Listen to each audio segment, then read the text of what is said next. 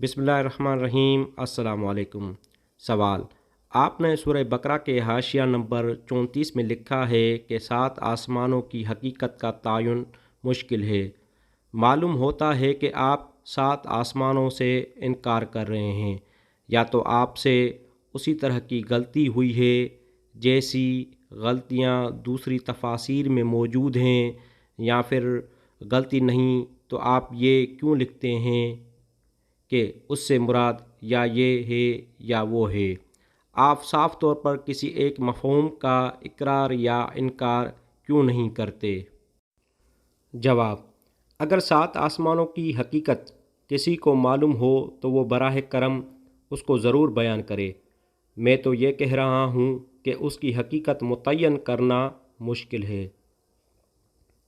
اور اگر کسی ایک زمانے کے علم حیت کی بنا پر کوئی شخص یہ کہتا ہے کہ قرآن کا منشا بھی وہی ہے جو اس خاص زمانے کا علم حیت بیان کر رہا ہے، تو وہ سخت غلطی کرتا ہے۔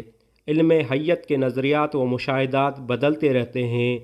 ان میں سے کسی چیز کو قرآن کی طرف منسوب کر دینا درست نہیں ہے۔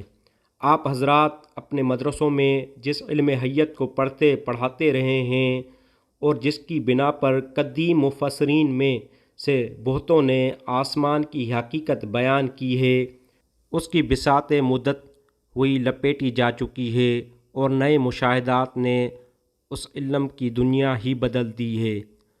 ان چیزوں پر اگر آپ لوگ آج اصرار کریں گے تو غلطی کریں گے، اور اگر ان کو قرآن کی طرف منسوب کریں گے تو لوگوں کے ایمان بھی خطرے میں ڈالیں گے۔